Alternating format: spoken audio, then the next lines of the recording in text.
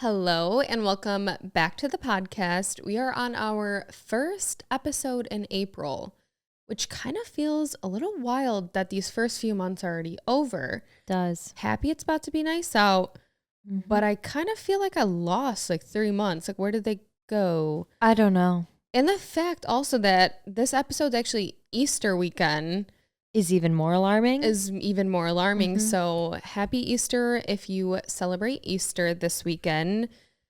I was thinking about this when I was like, wow, it's about to be Easter. Do you just remember how exciting Easter used to be as kids? Like, it was up there with Christmas. Oh, yeah. Top 2 for sure as far as holidays went. Easter was very exciting. Like, I got hyped for it. It's so funny too, which warning if you have children that listen to this with you. When I think back, like, obviously it was a little bit more reasonable that as kids we believed that Santa, a person, came and delivered gifts. Why were we so willing to also accept that a big ass bunny came hopping in our house with baskets? You know, you bring up a really good point. Because I feel like, you know, even with how much we believed in Santa, there was a lot of justification on, you know, the sleigh, the reindeer, how he got down the chimney. A lot of detail and thought went into that. But then when it came to Mr. Easter Bunny, no one questioned him. No one questioned him, and his methods of traveling. Yeah, like how did we think that he got into our homes and travel? Like, he didn't have a sleigh. He didn't have, like, what did he have going for him? Maybe we're the only ones who believed in the actual bunny.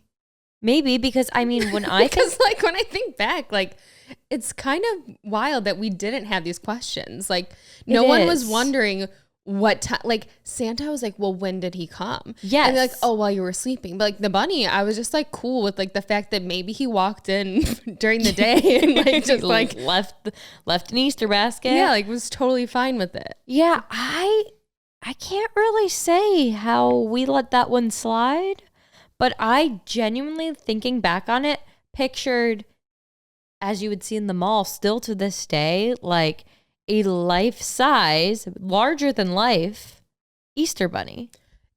Yeah, we just didn't question it at all. But also I remember as kids, like, obviously dyeing the eggs and stuff was part of it, getting the baskets. That was fun. But the best part was the toys, or like the things you would get every once in a while for Easter would be like, do you remember the Skip-Its? Oh, or like I remember a Skip-It.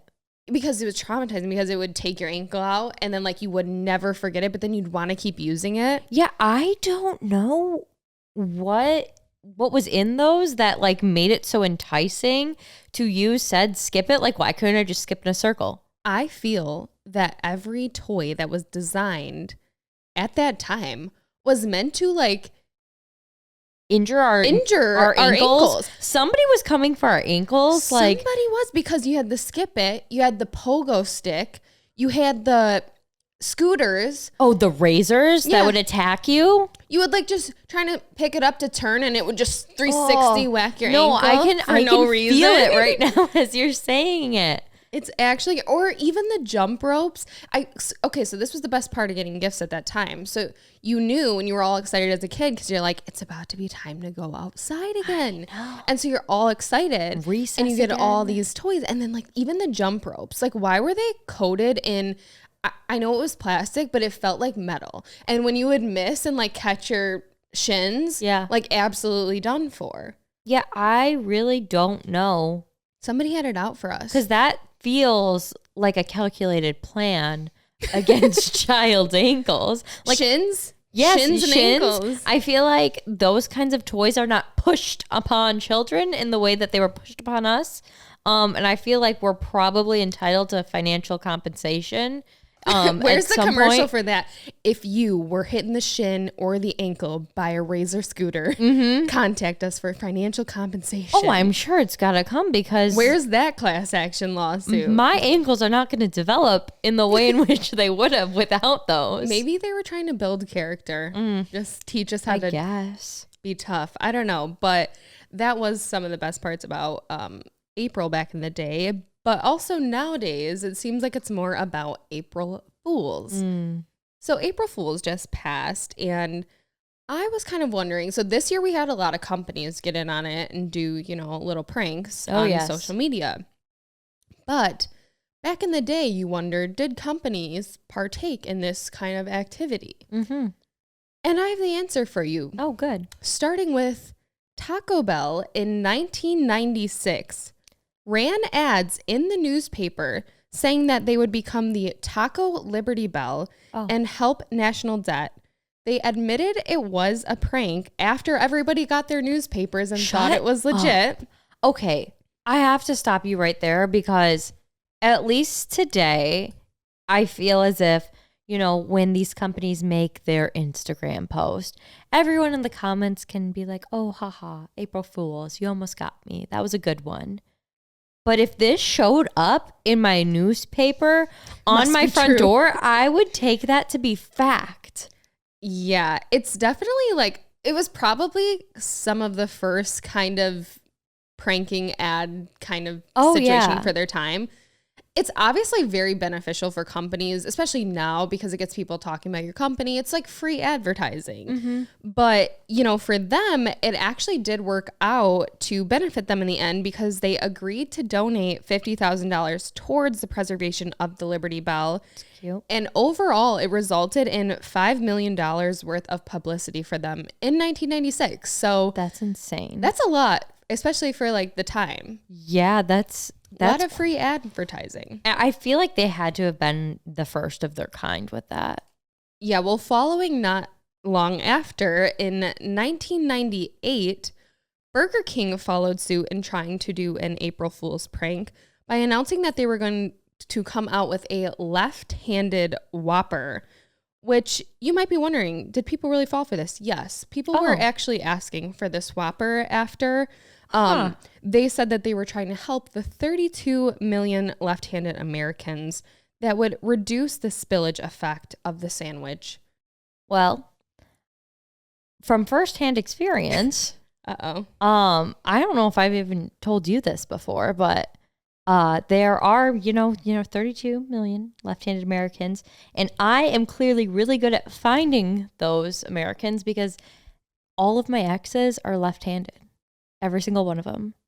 Brian is not. Brian is right-handed. So we could say you had a type. I did indeed have a type. What a weird coincidence to find. I mean, it's got to be something. I wonder if somebody knows that's listening of what kind of personality trait would they perhaps all have in common? Not a good one. That would lead you to want to date them. I don't know, because if we took a look at my portfolio of exes, maybe we should. Maybe that could be an episode in itself, but one is not like the other. But with this all very underlying, different. Very, very different. I would say besides the left-handedness. Besides the left-handedness, that is what keeps them together. Very strange coincidence. Yes, I didn't know that. I guess they would have loved that Whopper. Loved the Whopper. Oh, too bad. They would have been fooled. Also, in 2018, Elon Musk tweeted that Tesla was going bankrupt as an April Fool's joke, and it actually resulted in the stock dropping by 7% immediately.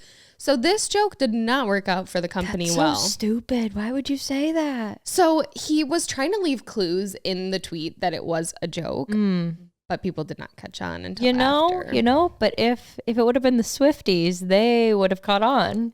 It said word for word Easter eggs. Shut the fuck up. In the tweet, but clearly the Swifties were not around. Also in 2018, eHarmony unveiled the Forever Love feature for dogs to find long-term relationships, which is actually really funny because I could see people wanting to use that. I feel like every millennial on the face of the planet that has a fur baby would have their dog signed up immediately. Whoa. I feel like you're attacking me. No. But I would You're on not the cusp. sign. I wouldn't sign my dogs up, but they are my babies. Yeah, no, I could see people using this, and I mean, not like literally for a relationship for their dog, but like it's kind of like Bumble BFF or like those things where you can find friends. Like then you like, oh, we'll go on a dog Little park pals. date. No, that's The like, dogs will have a play date. you know what? We actually kind of do that though. When we FaceTime, I'll put Corona, my dog, on the phone, and Hailey will put Wolf on the phone, and we'll be like, "Oh, it's your boyfriend, it's your girlfriend." Listen, I don't do it. You do Oh, it. I do. It's cute. Also, moving on, in 2018, PayPal announced that it had a new feature allowing customers to print money directly from their phones using the PayPal app, which obviously was not true and could have been probably against federal law, but it did bring a slew of new customers to the PayPal mobile app and increased overall brand awareness. So it seems like for this brand, the joke actually worked out in their favor. You know why? Why? Because they didn't have the finance bros to explain to everyone why that that's was not possible. Not possible. Oh gosh, what a world. That was only a couple years ago. But this year, some of the best pranks by companies did happen. So we had first, Tinder said that they were banning photos of people holding the fish, which a lot of people were really hoping was true. However, it was just an April Fool's joke. We also had Duolingo and Peacock team up to do April Fool's joke.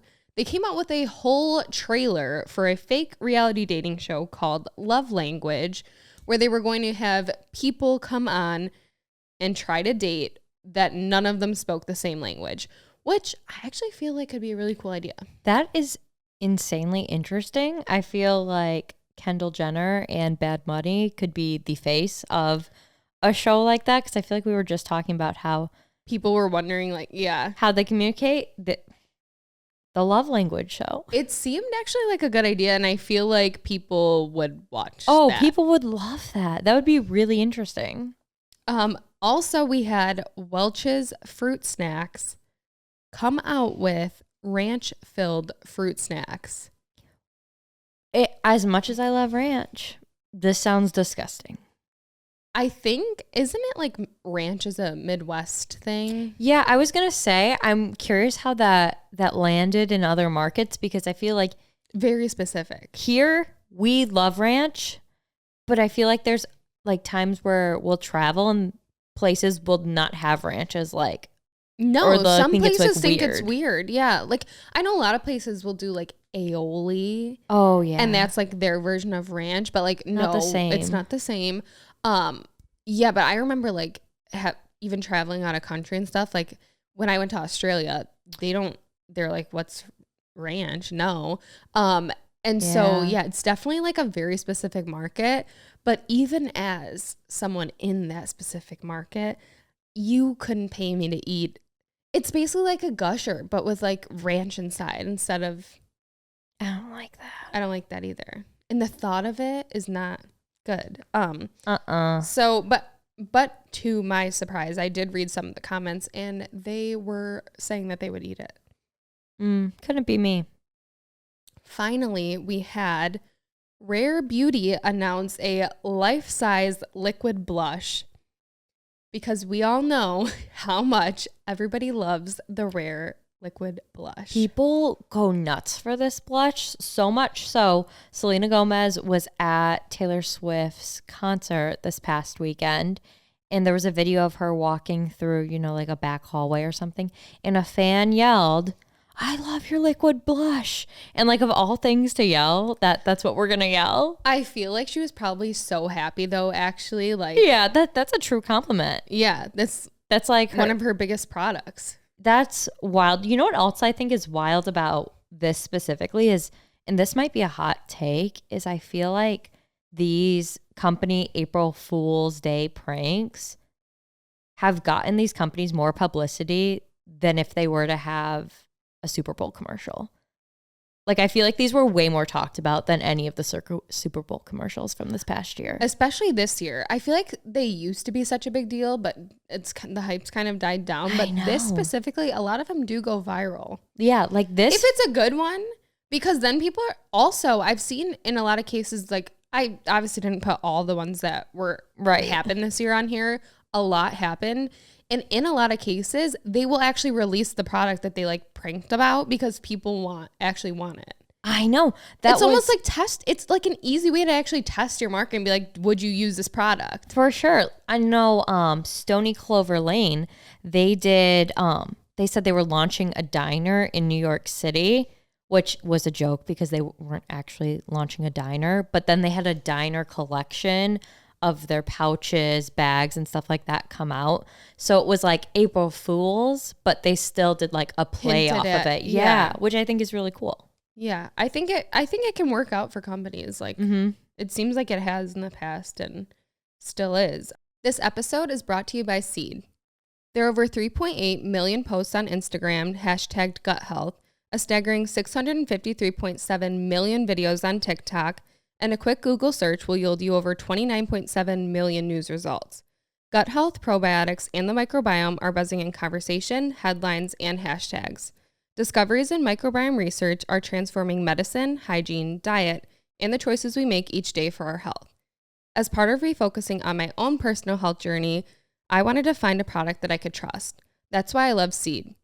With this new frontier comes an overload of information that can feel confusing and overwhelming, but Seed makes it simple. Seed's DS-01 Daily Symbiotic is a plant-based prebiotic and probiotic with 24 strains that have been clinically and scientifically studied for its benefits. 53.6 billion AFU designed to survive your stomach acid, bile salts, and digestive enzymes. And not only does Seed promote digestive health, but also skin health.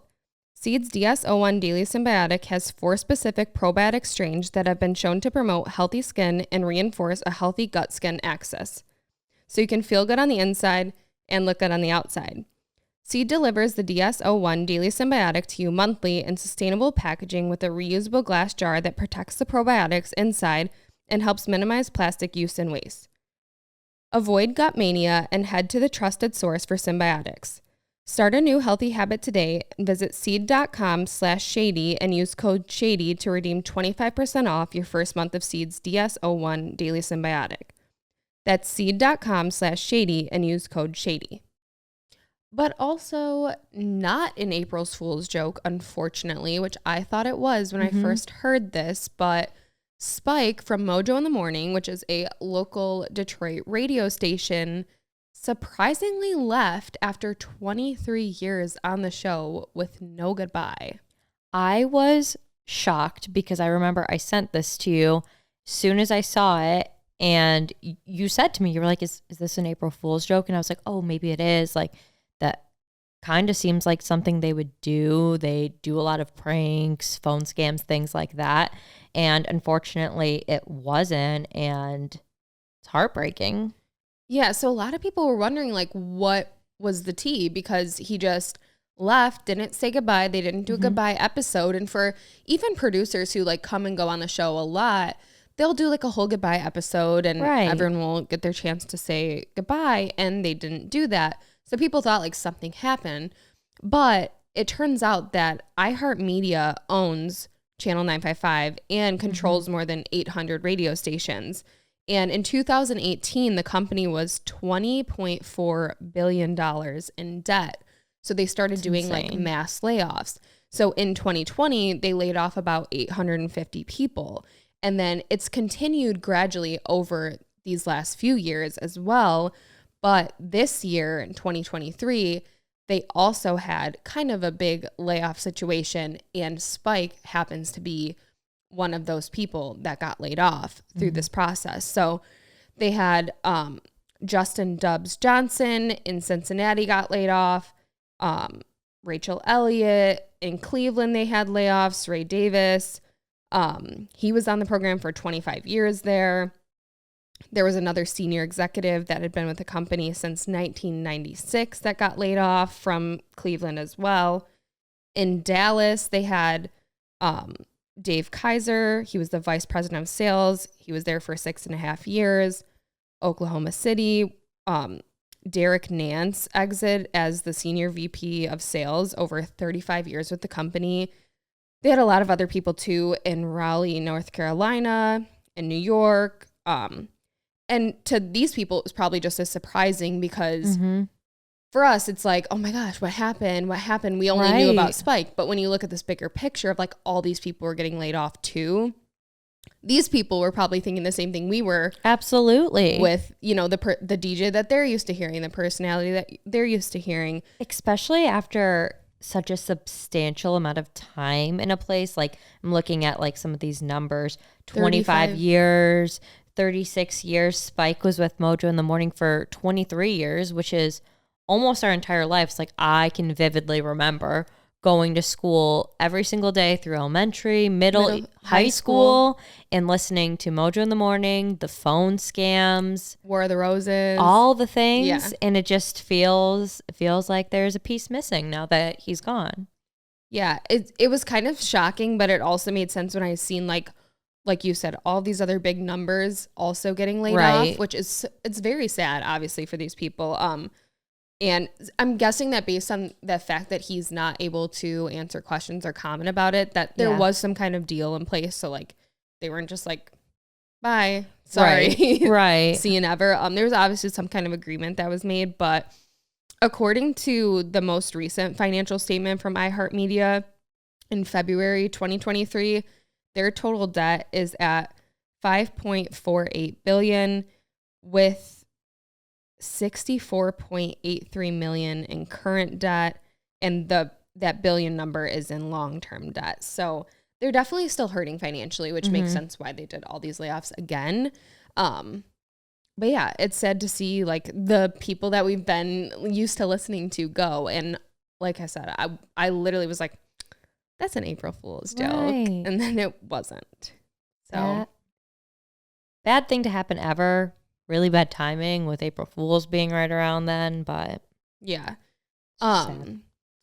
Also, speaking of interesting timing, we had Target decide to collaborate with the original Rhode.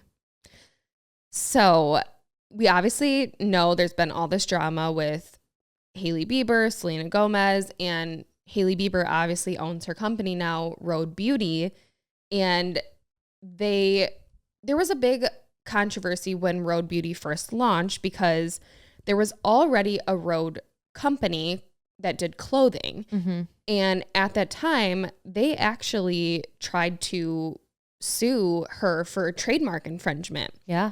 So Hailey Bieber's brand Rhode, when launched, it was infringing on the company's original trademark Rhode, which launched in 2013.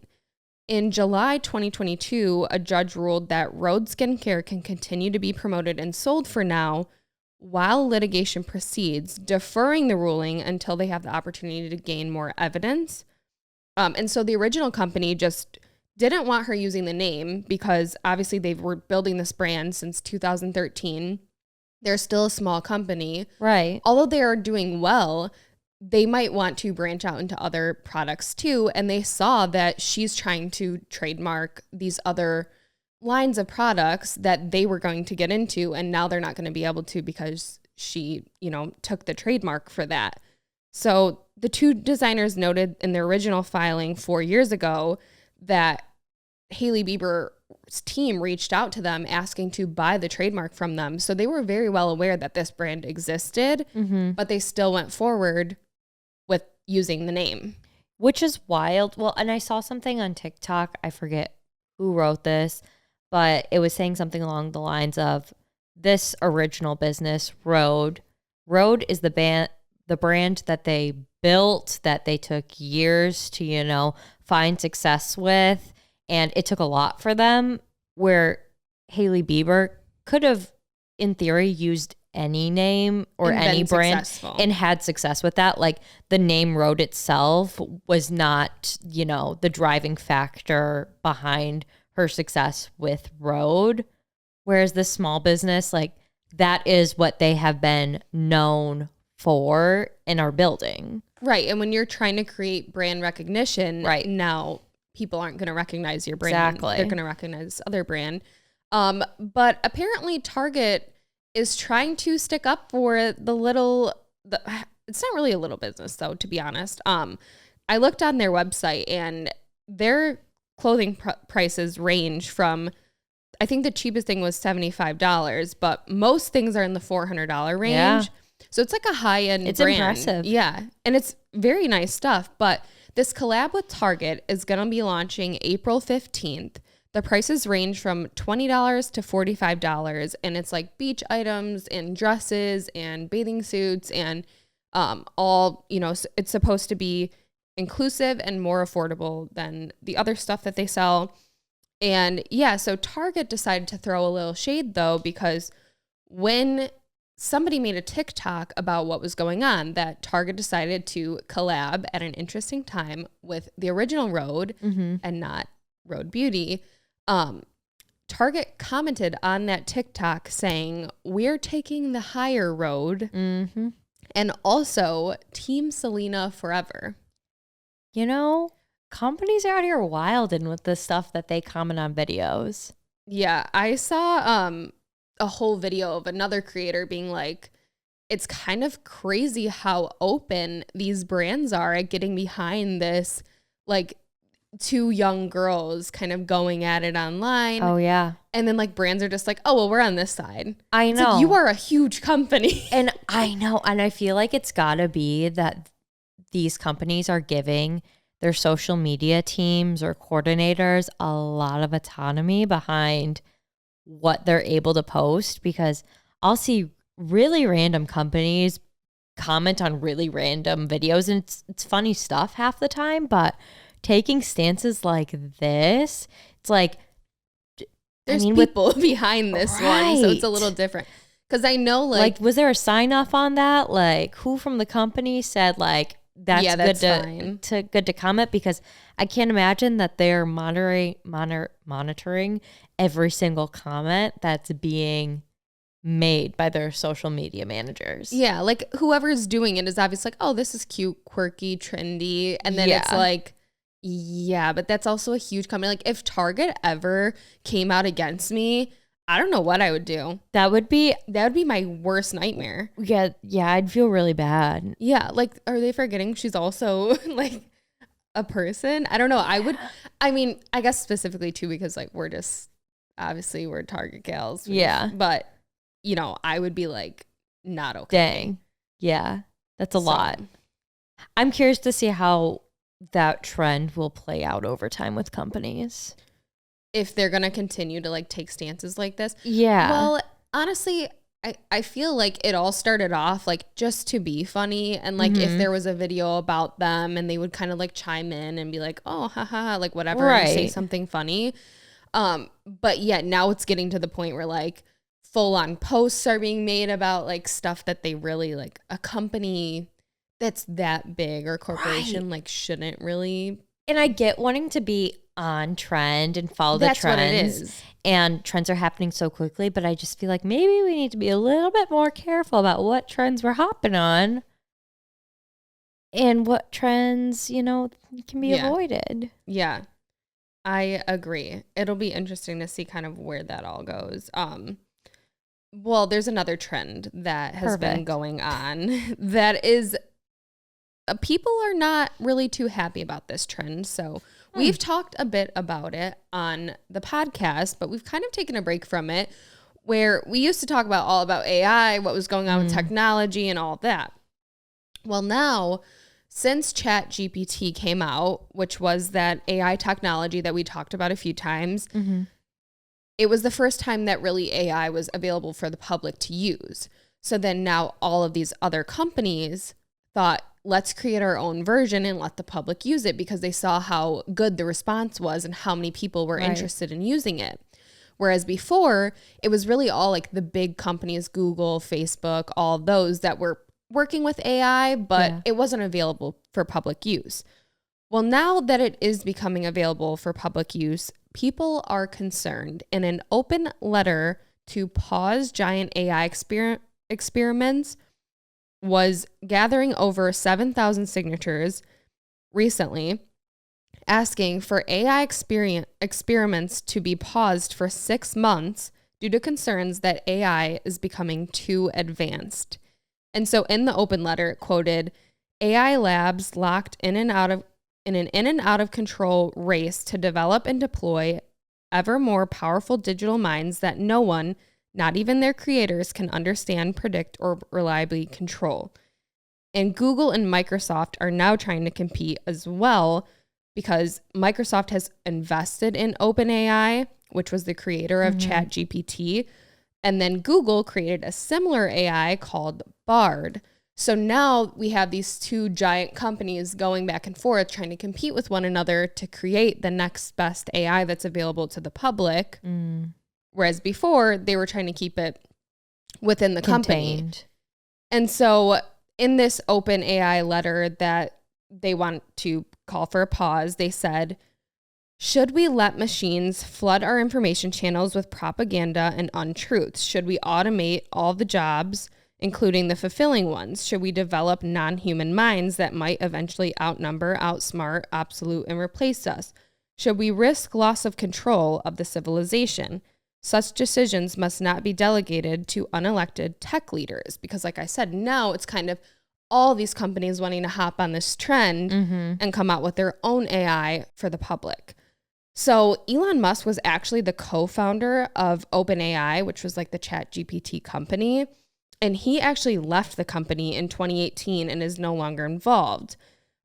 He's concerned about this AI going too far as well, saying that cars, planes, and medicine have to abide by regulatory safety standards, but AI does not have any rules or regulations keeping its development under control. And in the situation with like ChatGPT, it's threatening like the job market because it can literally replace jobs that people do. So people are wanting this AI to take a pause and like think about what these outcomes can really be if we let people use AI, which we kind of did talk about in the beginning. Like, oh yeah, have we seen no AI movies? They've all turned out bad, not good. I agree. I feel like it's smart to, put some regulations around this, some checks and balances to ensure we're making the right and most informed decisions when it comes to these things. I mean, we just said, companies out here taking a stand on Selena or Hailey, and now they're creating AI, and it's just scary. It just overwhelms me a lot. This episode is brought to you by BetterHelp.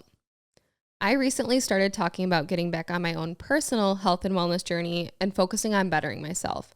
Therapy can play a beneficial role in helping us grow and change in positive ways to help us reach our full potential. Therapy is great for getting to know yourself, recognizing your goals, and teaching you skills to help you achieve those goals. That's why I love BetterHelp. BetterHelp connects you with a licensed therapist who can take you on that journey of self-discovery from wherever you are. It's entirely online.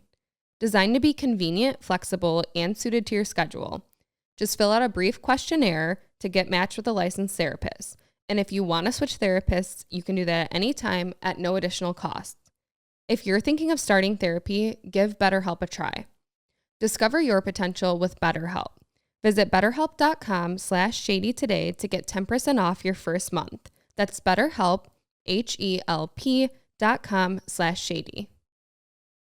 Yeah, it's definitely something that I think people think it's just really exciting, just like when a car was made or like when something was made, and you're not really thinking about what kind of outcomes negative that can come from the situation. Like when ChatGPT came out, we both were on there being like, write us this, do this. And, it's all fun and games. But then, I've heard even stories now of one example was like somebody asked they did an experiment. OpenAI, that company that I was talking about, did an experiment where they gave the AI bot $60 and said like, make as much money as you can. And so throughout doing that on one of the sites that they were trying to use to make money, there was a robot CAPTCHA that obviously a robot can't pass.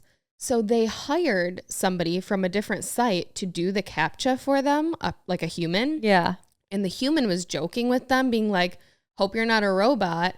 And the robot lied and actually the AI was actually able to form a lie to the human to get them to do the job for them. See, they're already out here lying and scheming. Yeah. I mean, and sometimes those robot check marks, that's just like, check here if you're not a robot. I've seen so many memes in videos that's just like, how are they going to know? Like, they're not going to know. Or like, check which box is a traffic light. Like at this point, I feel like AI is going to be smart enough to be able to figure out which of those boxes are a stoplight. Yeah, over time for sure. Yeah. But in a similar situation of the person giving them $60, that was like an experiment that OpenAI was doing. But a regular guy that had access to ChatGPT, Jackson Fall, asked ChatGPT to make him as much money as possible with 82 pounds, which is like $100. And it made him a company in one day worth 20,000 pounds, which is about 25,000 US dollars. In one day, it took $100 and turned it into $25,000. So it created a company called Green Gadget Guru, which is an affiliate marketing site. So it helped him literally build this website and get people to invest in this company In a day. And so he said, for the website, I told ChatGPT to be as verbose as possible, making decisions for everything from the content to the layout. And it worked out for him. And now he said he did have to act as a human liaison, buying anything that it said to. That's alarming that you are buying things that a robot is telling you to buy. Did he, I mean, I get he's making money, but like, where are we drawing the line here? Yeah, We're taking orders from the robots now to make money. And that's, kind of the dilemma here. It's like, in this instance, it worked out for him really well. But what if it's in it? Yeah. And to clarify also as well, if you do this, you must say to the robot to do this by legal measures, because he also did include that when he asked the robot, he had to include that, please do not break any laws while doing this. What if somebody didn't do that? But then ultimately, would you go to jail or would the robot go to jail? That's what I want to know. Like, who would be in trouble? Because technically the robot did it. I don't know. I don't like it. I just don't. Yeah. I see it causing a lot of trouble. Yeah. So that's why there is supposedly a request for a pause on this. Meanwhile, though, a new AI actually just came out, and this is instant videos. Perfect. Based on text. So, ChatGPT, you write a text and it formulates a response back or does whatever you ask it to do. In this instance, this AI technology, you write out a couple texts of what you want to see. It could be, video of dog on the phone. Oh. And it generates an actual video for you of a dog on the phone. That's very specific, but that's kind of what this whole thing is about. So a startup in New York is among a group of companies that is producing these videos. And this software architect who started this company called Runway AI typed a short description of what he wanted to see, a tranquil river in the forest, and less than 2 minutes later, the AI produced it. And the problem with this, and the reason that this was never open to the public, because Meta actually did have this technology already. They didn't want to release it because they felt that it was a danger to the public, because you could easily spread misinformation. Let's say you type in a certain person saying something that they did not really say, and then all of a sudden you have, fighting break out or something. So it could be very dangerous, could spread misinformation. Oh, yeah. And so Google and Meta decided not to release this technology because they felt that it was too dangerous. And now we have, like I mentioned, smaller companies coming out and creating their own.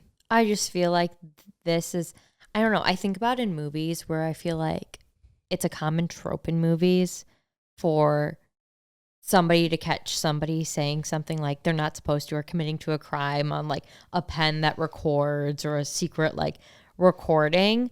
Now that there's this capability to create fake scenarios, like using somebody's voice that can say whatever, like I feel like I've heard a million things on TikTok where it's like Taylor Swift's voice saying something, but she never really said those words together.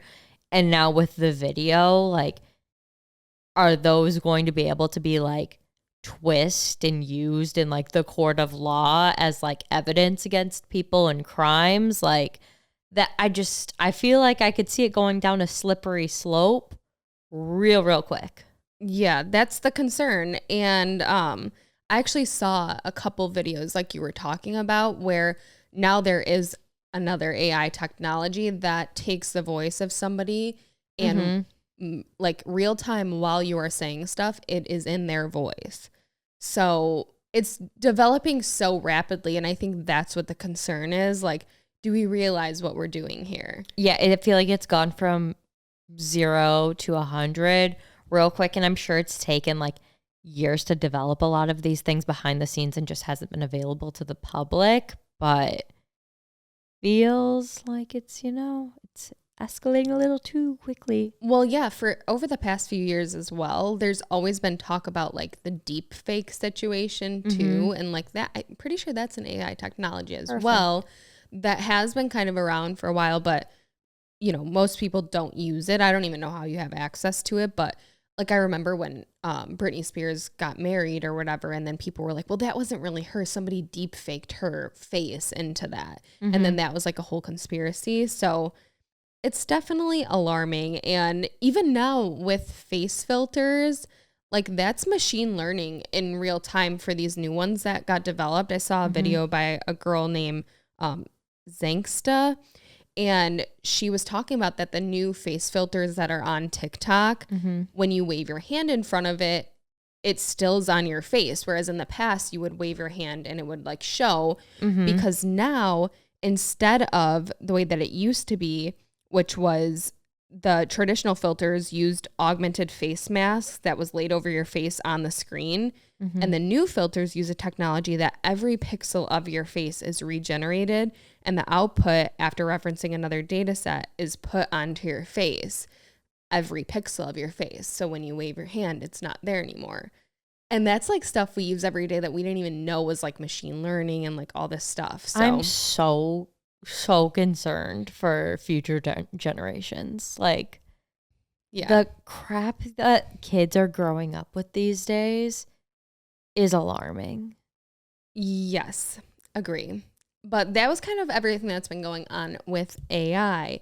But speaking of people deep faking other people and looking like other people, Love is Blind. We talked about how people were saying Micah and Brittany looked alike. I have heard that. By the way, I have watched some episodes. I can confirm that you guys do look alike. And I can also confirm how much it pisses me off because she is like the villain. I've heard that she's the villain. And I'm like, just picturing you doing these things. I'm like, oh, terrible. Sorry. Terrible. It's also hilarious to me that we're not even like done with the show. Not even all the episodes are out. And we already have 2 cast members making apology videos. That's insane. Which like one was Micah. She released a statement apologizing. Perfect. I feel like personally, like you're taking responsibility for her. Yeah. And then the other one was Irina apologized for being like so immature or whatever. And she did actually a video, it came up on my TikTok, her apologizing for being so mean and a villain on the show.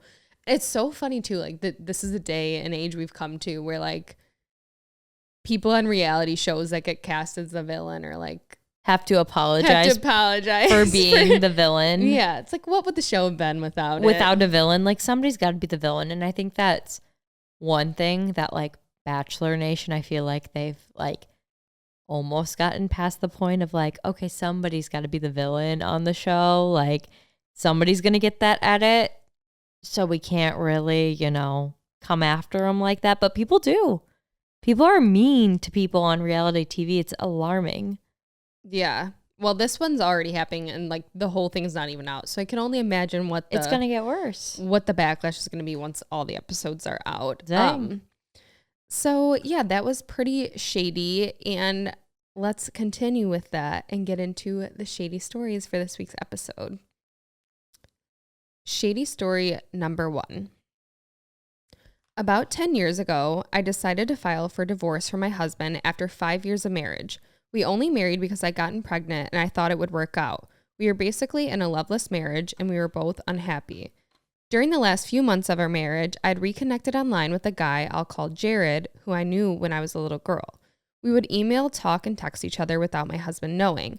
I live in California and he lived in Colorado. I decided that I wanted to go and visit him, so I lied to my husband and said that I have to go on a work trip for Chicago for a week, even though I was actually in Colorado. I never showed him my itinerary, so he always thought I went to Chicago. I had also opened up a secret bank account, so he never saw any purchases I made that were actually in a town in Colorado and not in Chicago. I had a great time reconnecting with Jared. When I went back home, I knew I needed to move out. I found an apartment, but I couldn't move into my new place until the beginning of the next month. In the meantime, Jared and I planned to move him out here to California so we could be together. He came about the last week of the month, and I told my ex-husband that Jared was my long-lost cousin that I hadn't seen in a while, and he needed a place to stay. My ex believed me and let my new boyfriend stay with us until I moved out. In order to keep up with the lie, I continued to still sleep in the same bed as my ex-husband. Of course, he eventually found out the truth when Jared never left, and because our daughter had told her father he was still living with me after many months afterwards. I feel like there's so many unnecessary lies in this story.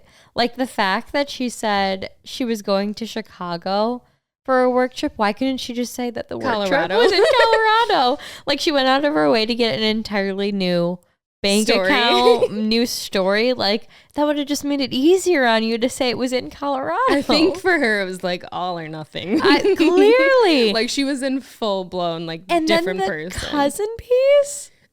Like why couldn't he just wait till not have to move in with them? Yeah. Or like get a hotel for that period of time. Like why did he need to move in? Like it just all seems so unnecessary.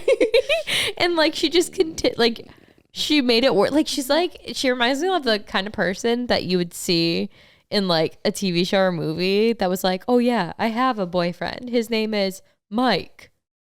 Like give him the mic, Mike Tree, like just like making stuff up as like, it's like I'm looking at your mic, yeah, like just like unnecessary. His name's Mike details. Shady Tree, because it's like they always say when people lie, you can tell they're lying if they give like too many details. Yeah, it's like she was like just a very bad victim of that. Like couldn't help herself. Like I feel like she thought she was like I'm thinking it all through, like in the way in which like.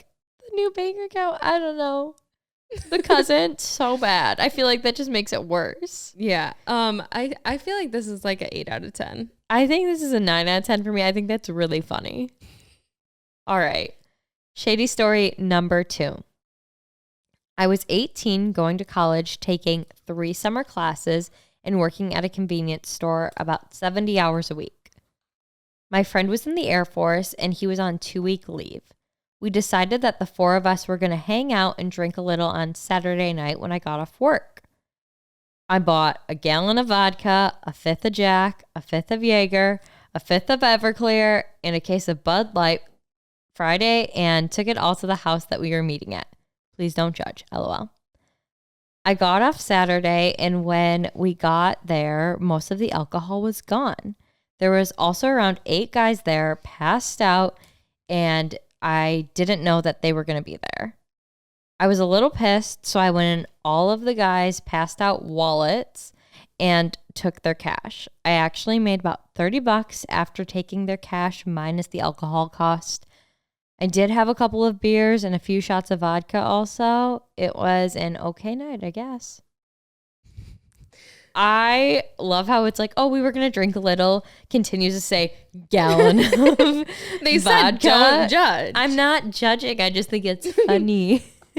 We wanted to have a few drinks amongst the 4 of us, so we got naturally a 5th for everyone. A gallon here, a 5th there, and it was going to be a night. That's crazy. I thought this was funny when I read it. It is funny. I can't believe she just went in their wallets and did she have to pry it out of like their pants?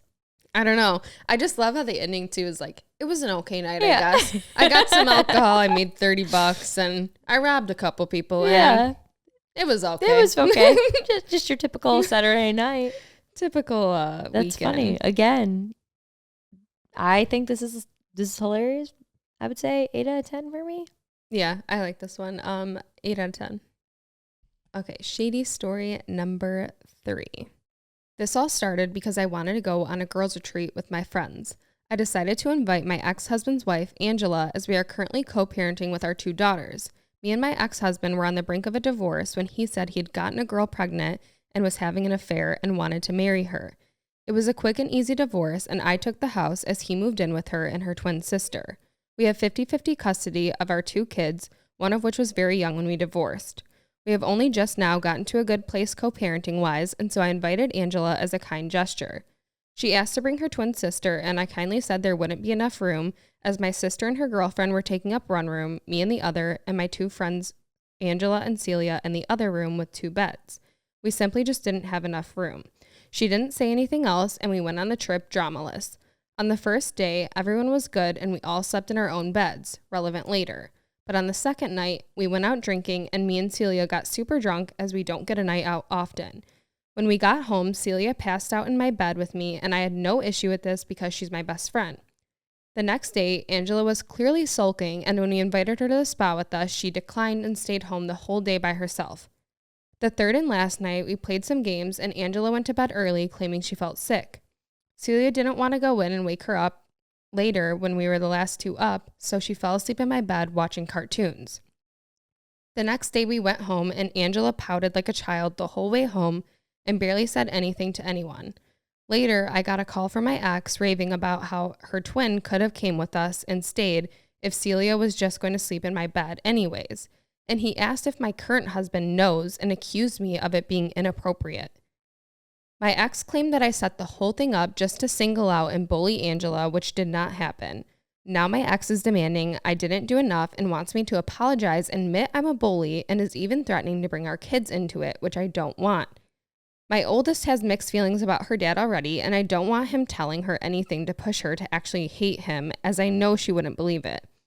I don't want him to sabotage his relationship with our daughters, but I don't want to admit to bullying her when I didn't, and my husband and sister and Celia think I should let him dig his own grave and stick to my ground. To be honest, I'm not sure what I'm going to do yet.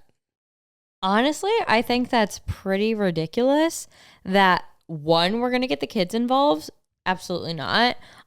2, calling somebody a bully. I just feel like we're taking this a little too far. Right. Like, I understand in this situation, like, I'd probably be mad too if somebody couldn't go because there wasn't enough room, but then, like, really there was an extra bed the whole time, or like 2 out of 3 nights, whatever the situation was. But I feel like you say your piece about it, be like, hey, what the hell? Like, she probably could have came. And then it's over with. Like, not getting the kids involved, that's wild. Right. Like, they already went through divorce. Leave them kids alone. 100%. Like, I definitely see both sides, because my twin couldn't come and there ended up being an empty bed 2 nights in a row. Be like, what the heck? We could have just made this arrangement from the beginning. But setting the whole thing up just to bully somebody, like, yeah, she wanted to spend her own money and be with the girl that was technically the mistress while they were married. Yeah, and then just claim that they were being inappropriate. The 2 friends. Yeah, like, that's just like, ridiculous. Are you bored? Like, yes, clearly. Make things they up. Probably are pretty bored to take it to like this kind of extreme, but I don't think that she's going to get invited on any more girls' trips. No, and I definitely don't think she should admit to being a bully. I think they can talk the conversation out like adults. No, yeah. Say what really happened. Say what you thought. She can say what she thought. And then it's over with. Exactly. We're all adults here. And if they want to get the kids involved, I would say, I don't know what I would Absolutely say. not. Yeah. Like, what the fuck is the reason? Like, you're just being immature. You want the kids to solve it for you? Yeah, exactly. Like, they have no reason to be intertwined in this. That's, I could go on a rant, but I'm not going to. I think this is like an 8 out of 10. I agree. These were all very good. Yeah. Very good shady stories this week. And keep submitting them. And we will see you guys in the next episode. Bye, everyone. Bye.